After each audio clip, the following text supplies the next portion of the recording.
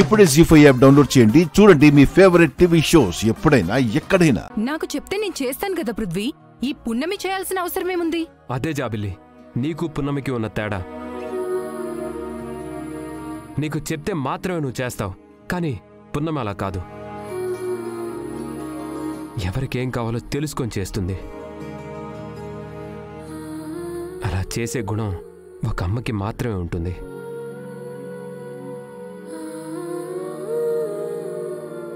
అదే పున్నమి గ్రేట్నెస్. అయినా నీకు చెప్పిన అర్థం కాదు.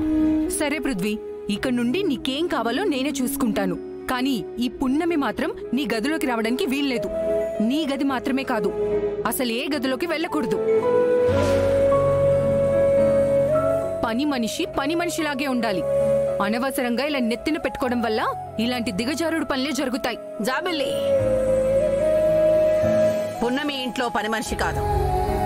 పున్నమిని మేము దత్తత తీసుకున్నాం. తనకు కూడా ఇంట్లో అందరితో పాటు సమాన హక్కులుంటాయి. నానమ్మ, నేను లేనప్పుడు దత్తత తీసుకున్నారు. ఇప్పుడు నేనున్నాను కదా. అయినా మీకు అదే ఇంపార్టెంట్ అంటే చెప్పండి. దాన్ని ఇంట్లో పెట్టుకుంటే నేను బయటకు వెళ్ళిపోతా. ఎందుకు ఇలా మాట్లాడుతున్నావు జాబిల్లి? పున్నమి ఇంటి కోసం అన్నింటినీ త్యాగం చేసింది. తన కన్న తల్లి ఉన్నా మేం దత్తత తీసుకున్నామంటే తల్లిని త్యాగం చేసి మా కోసం వచ్చేసింది. అలాంటి పున్నమిని ఏ గది లేకుండా ఇంట్లో ఎలా ఉంచాలి? మీకోసం వచ్చిందో లేదా ఈ ఆస్తి కోసం వచ్చిందో ఎవరికి తెలుసు నానమ్మా. అంతగా పెట్టుకోవాలనుకుంటే పని వాళ్ళతో సమానంగా హాల్లో ఉంటుంది. హాల్లోనే పడుకుంటుంది.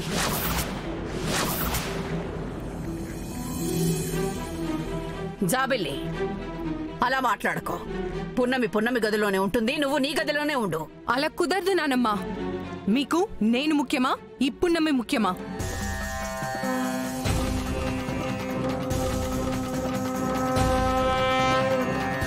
జాబిలమ్మా, ఇది చిన్న విషయం.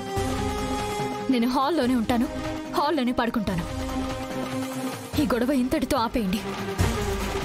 పున్నమి, వకీల్ సాబ్, మీరేం మాట్లాడకండి.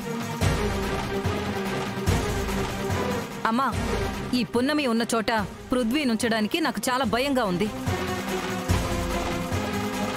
పృథ్వీ పుట్టినప్పుడు ఇచ్చిన మాటకి కట్టుబడి ఉంటే పృథ్వీకి జాబిల్లినిచ్చి పెళ్లి జరిపించండి. అది కూడా వీలైనంత తొందరగా.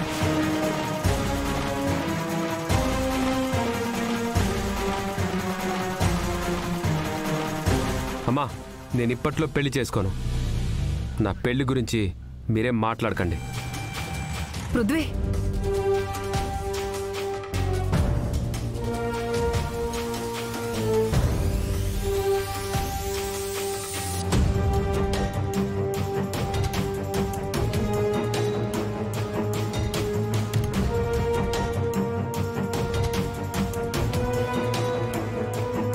పున్నమి, ఈ రాత్రి నుండి నువ్వు ఈ హాల్లోనే ఉండాలి. ఏ గదిలోనికి వెళ్ళడానికి వీల్లేదు.